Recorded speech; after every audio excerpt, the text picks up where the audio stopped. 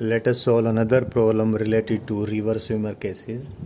The problem is a uh, river is square root 3 by 2 kilometer wide. Width of the river is this. The rate of water flow in river is, that is downstream velocity of river, has magnitude 4 kilometer per hour. A man who can walk on ground at a speed of 6 kilometers per hour can swim in still water at a speed of, that is velocity of man with respect to water, at a speed of 5 kilometers per hour. This man wants to reach the opposite bank at a point exactly opposite of his point of start in the minimum possible time, including his walking on the shore as well. तो वो अगर तेज़ी से शोर पे यानी किनारे पे चल सकता है और वो चल के भी सामने वाले किनारे पर बिल्कुल अपोजिट पॉइंट पर पहुंचना चाहता है तो कम से कम कितने समय में पहुंचे, एक तो वो निकालना है हमने। और कम से कम टाइम में सामने वाले किनारे पर बिल्कुल अपोजिट पॉइंट पर पहुंचने के लिए उसको किस डायरेक्शन में पानी में तैरना पड़ेगा, वो डायरेक्शन भी हमने निकालनी है। और हमने क्या निकालना है, और ये भी निकालना है जब वो इस प्रकार से तैरता हुआ जाएगा कि कम से कम समय में ये वॉकिंग इंक्लूड करके यहाँ पर पहुँच जाए। यहाँ से तैरना शुरू करता है, यहाँ पर पहुँच जाए, तो जिस भी दिशा में वो नदी में तैरेगा उस दिशा में तैरता हुआ वो नदी कितने टाइम में क्रॉस करेगा, जिसको मैं T1 टाइम बोल दूँ। T1 time is the time of the man in crossing the river. और ये भी निकालना है कि जब वो सामने वाले किनारे पर पहुंचेगा तो नदियाँ उसको अपने साथ कितना बहा कर लेकर जाएगी, ड्रिफ्ट कितना होगी। तो ये सारी चीज़ें हमने निकालनी है। तो मैंने नदी यहाँ पर शो कर दी। नदी की वेलोसिटी की मैग्नीट्यूड 4 किलोमीटर पर आवर मैंने ऊपर जो लिख रखा है, और आदमी की पानी में वेलोसिटी कितनी है, 5 किलोमीटर पर आवर। और इसको सामने वाले किनारे पर यहाँ पर पहुँचना है। अपने स्ट्रोक्स किधर लगाएगा, वो स्ट्रोक्स की हमने डायरेक्शन निकालनी है पहले तो। And I told you that special case I determined the direction in which he has to keep his body with respect to water.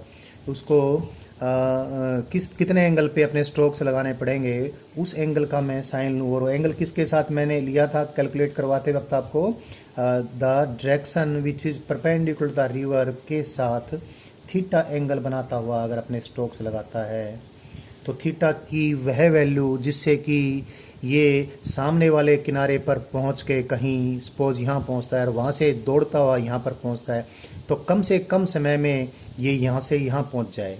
तो उसके लिए इस थीटा की वैल्यू जो भी कुछ होगी, साइन थीटा की एक्सप्रेशन मैंने बताया था, that is equal to velocity of man in water divide by walking speed of man on ground plus the velocity of water. It is this.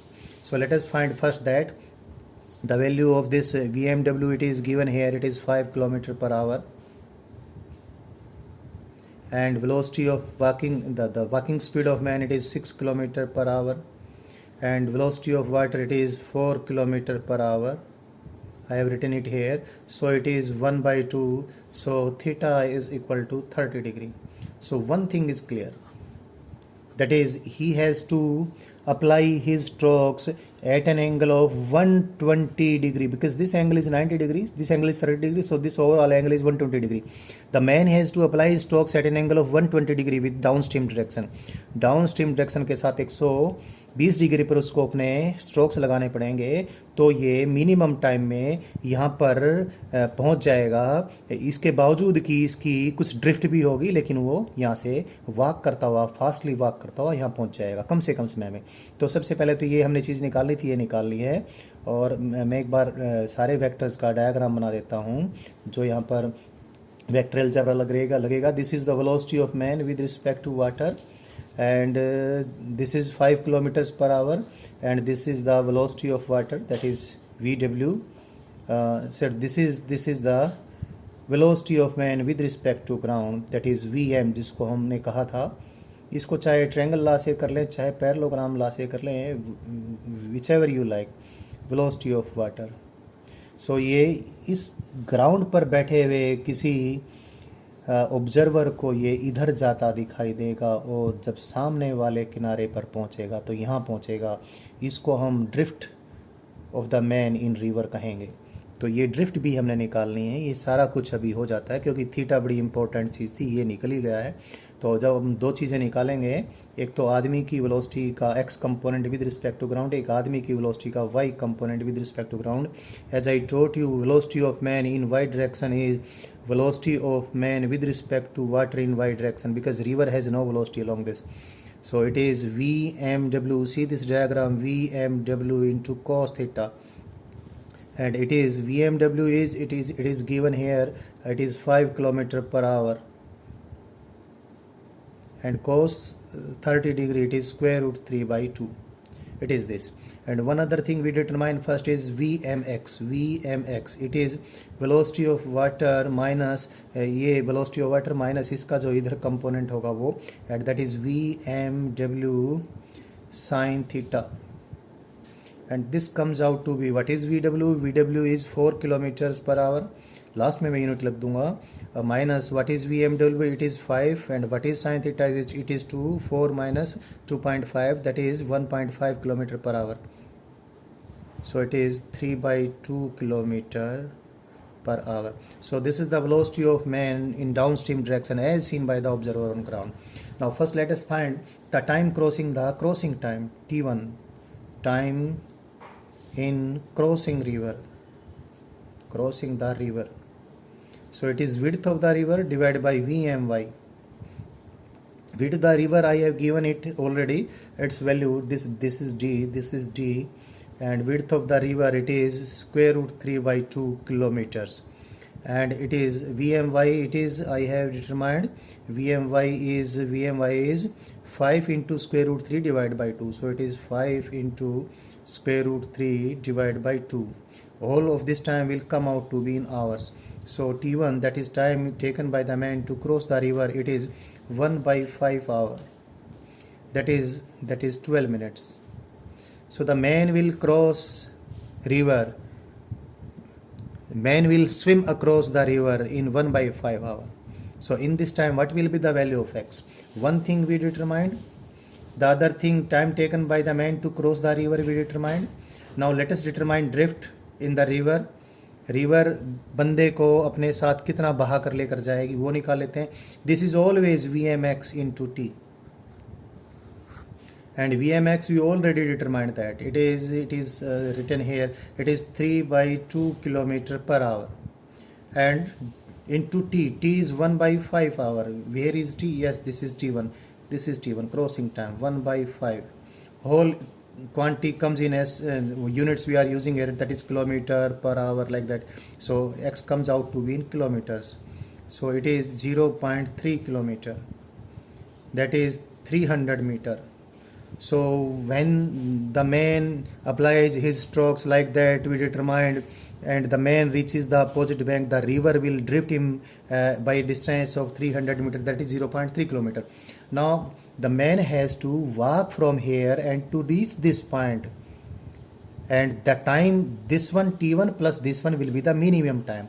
So let us take this time to be t2, and t2 is the walking time of man, that is x divided by walking speed of man. X is 0.3 kilometer, and walking speed of man it is given, it is 6 kilometers per hour, and this is also in kilometers. So it is how much? It is 1/20 hour, that is 3 minutes. तो यहाँ से यहाँ तक आने का time उसको 3 minute का लग गया. तो टोटल टाइम उसको जो लगा सामने वाले किनारे पर पहुँचने के लिए, देखिए पहले t1 कितना टाइम आ चुका था, 12 मिनट, और 3 मिनट ये आ गया.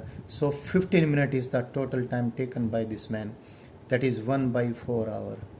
So I solved this problem. This is also one of good problems related to river swimmer cases. I think all such things are clear to you, and you can solve many problems related to river swimmer cases. Another problem is also there, which is like the river swimmer cases as well. which is also just like the river swimmer cases, and that is air and aeroplane problems. हवाई जहाज भी, aeroplane भी हवा में उसी प्रकार तैरता हुआ, स्विम करता हुआ जाता है जैसे कि नदी में तैराक जाता है। बस फ़र्क इतना है, नदी में जब तैराक तैरता है तो पानी का वेग और तैरते हुए आदमी का वेग में कोई ज़्यादा अंतर नहीं होता। कभी नदियाँ तेज़ होती है, तैराक में इतना दम नहीं होता, कभी तैराक में दम भी होता है। But when we solve the problems related to aeroplane and wind, then obviously aeroplane is very much faster as compared to wind, provided मौसम ठीक है, मौसम ख़राब नहीं है, तूफ़ान नहीं आया हुआ, तो हवा में एरोप्लेन की वेलोसिटी यानी velocity of aeroplane with respect to air is very large as compare to the velocity of air. For example, velocity of aeroplane in air will be above 200 kilometre per hour, इस प्रकार से होगी 300 kilometre per our, 400 kilometre per our. और हवा की velocity अगर अच्छी खासी ठीक ठाक भी चल रही है हवा तो कितनी होगी, 70 kilometre per our. 100 kilometre per our की हवा तो काफ़ी तेज़ मानी जाती है। तो कैलकुलेशंस में एंगल जो आएंगे वो छोटे आएंगे, और जिस प्रकार से रिवर स्विमर केसेस में ऐसे एंगल्स आ जाते थे जिसका साइन थीटा, कोस थीटा वगैरह निकालना आसान रहता था, तो इसमें थोड़ा सा इस प्रकार की कैलकुलेशन से रिलेटेड बात आएगी। बाकी प्रॉब्लम्स बिल्कुल ऐसी हैं। फिर भी एक प्रॉब्लम मैं आपको करवाता हूँ जिसमें कुछ वैल्यूज़ पहले से ही बोलनी पड़ेगी मुझे, और उसके ज़रिए आपको एरोप्लेन एंड विंड प्रॉब्लम्स भी आपको समझ में आ जाएंगी। तो एक प्रॉब्लम के ज़रिए मैं बात बताता हूँ। कंसेप्ट इसमें भी वही है, क्या दिया होगा, velocity of aeroplane with respect to air और विद रिस्पेक्ट टू विंड कह लीजिए, ये हमें मालूम होगा। ये कहा जाएगा कि aeroplane can fly in air with that speed, तो ये velocity of aeroplane with respect to wind है। And that is, you know, the physics is that is concept of relative velocity, that is velocity of aeroplane with respect to ground minus velocity of wind. So from here, velocity of aeroplane with respect to ground, it is velocity of aeroplane with respect to wind plus velocity of wind. तो ये जो river swimmer cases में आप ध्यान रखें, ये क्या आया था, velocity of man with respect to ground आया था। ये क्या था, velocity of man with respect to water था, और ये क्या था, वेलोसिटी ऑफ वाटर था। यहाँ पर ये वाटर नहीं, यहाँ पर विंड है, तो बस उतना ही फ़र्क है, बाकी सेम चीज़ें हैं। एक प्रॉब्लम के ज़रिए हम इसको आपको इस चीज़ को बताते हैं।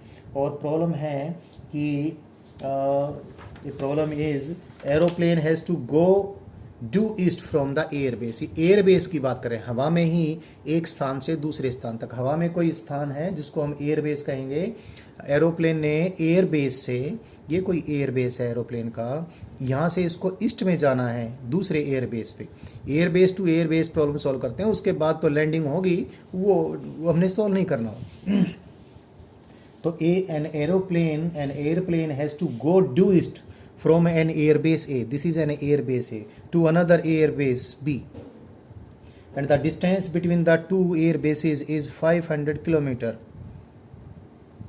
and the velocity of aeroplane in air, that is velocity of plane with respect to wind, it is given, its magnitude is given, it is given to be 240 kilometer per hour, it is given that. And one other thing given is velocity of wind, it is 70 kilometer per hour, and its direction is also given. It is given to be the wind is blowing in a direction making an angle 16 degree due east of north. So velocity of wind is 70 kilometer per hour, 16 degree due east of north। यानी aeroplane हवा में इतनी speed से move करेगा, और खुद तेज़ी से चलती हवा की स्पीड इतनी है, और हवा के चलने की डायरेक्शन ये है 16 degree due east of north. अब ये क्योंकि कैलकुलेशन थोड़ी 16 डिग्री से रिलेटेड हो जाएगी, तो पहले से हमने ये बताया है साइन 16 की अप्रोक्सीमेट वैल्यू 7/25, और इसमें एक एंगल और भी आएगा 74 डिग्री, तो उसकी हम वैल्यू यहाँ से भी लिख सकते हैं, बाकी पहले से लिख देते हैं। Sine 74 is 24 approximately, these are approximate values, it is 24 divide by 25। तो इन वैल्यूज़ को यूज़ करके क्या कैलकुलेशन करनी है? कैलकुलेशन ये करनी है कि एरोप्लेन हवा में किस डायरेक्शन में मूव करे, हवा में किस डायरेक्शन में मूव करे एज सीन फ्रॉम ग्राउंड, यानी ग्राउंड से देखने पर एरोप्लेन हवा में किस डायरेक्शन में मूव करे, यानी in which direction the aeroplane must steer the plane so that it can reach exactly at the air base B starting from A से बिल्कुल बी तक पहुंचने के लिए, और बी किधर है? ईस्ट डायरेक्शन में है। तो ये let me take this direction to be east, all are horizontal directions, this is north. तो हवा में ही horizontal directions east west north south मैंने इस प्रकार से बना दिए हैं। तो किस डायरेक्शन में एरोप्लेन को जो उसके एरोप्लेन को चलाने वाले लोग हैं, पायलट को किस डायरेक्शन में उसको स्टीयर करना चाहिए कि बी पर वो पहुंच जाए, नंबर 1 बात।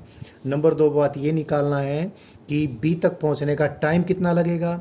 नंबर 3 बात ये निकालना है कि हवा में तो स्पीड एरोप्लेन की दे रखी है with respect to air, with respect to ground aeroplane की स्पीड कितनी नज़र आएगी। तो ये सब क्वेश्चन सोल्व करते हैं।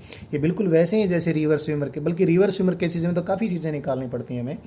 तो अभी सबसे पहले तो मैं डायरेक्शन वैसे मैंने रिप्रेजेंट कर ही दिया है, फिर भी एक बार फिर लिख देता हूँ। This I will take on this paper as the representation of this direction, this I will take the representation of north direction and say the point A is here, the velocity of wind is I denote it by I represent it by this VW vector, it is this, and as I have given in the problem the angle of the wind with the north towards east is 16 degree, this angle is 16 degree, it is given, and wind velocity its magnitude is given here 70 km per hour, and the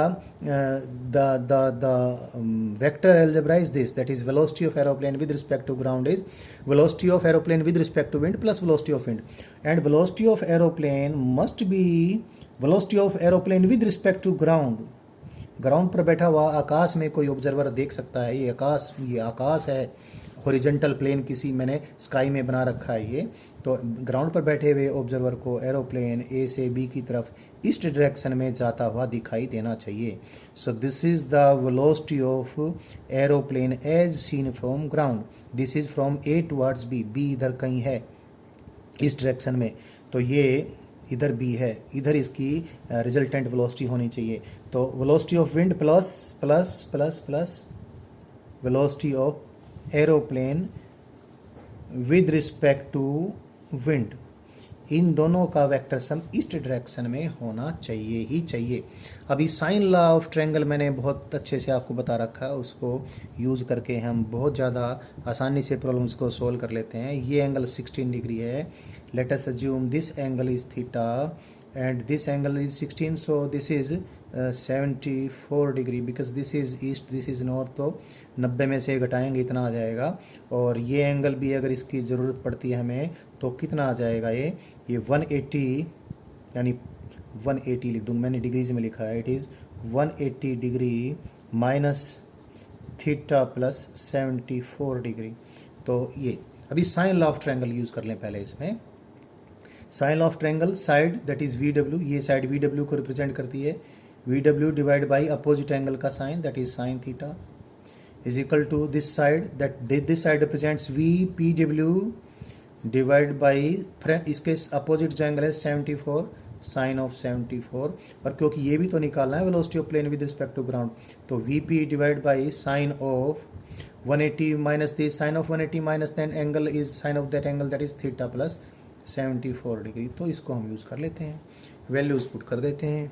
VW कितना है, VW है 70 kilometre per our divide by sine theta, and VPW it is 240 kilometer per hour divided by sin 74. Sin 74 already I have given its value, it is 24 divided by 25 is equal to VP divided by sin theta plus 74 degree. Let us from these two from this equation, that is इस चीज़ को use करके पहले तो sine theta निकाल लेते हैं। Sine theta ये देखो कितना आ गया है, 25 आ जाएगा। इसको ये कर लेते हैं। साइन थीटा ये 0 से 0 हम कट कर दिए तो ये 25 आ गया।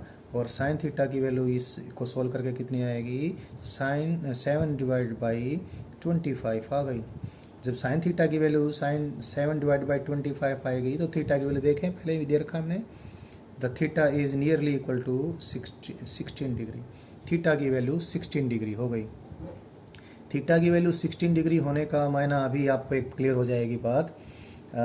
ये अगर थीटा है तो इसके पैरेलल ही मैं लाइन यहाँ से ड्रा करूँ तो ये डायरेक्शन तो इस डायरेक्शन होगी क्योंकि इस डायरेक्शन है, तो ये एंगल थीटा है तो ये भी थीटा हो गया।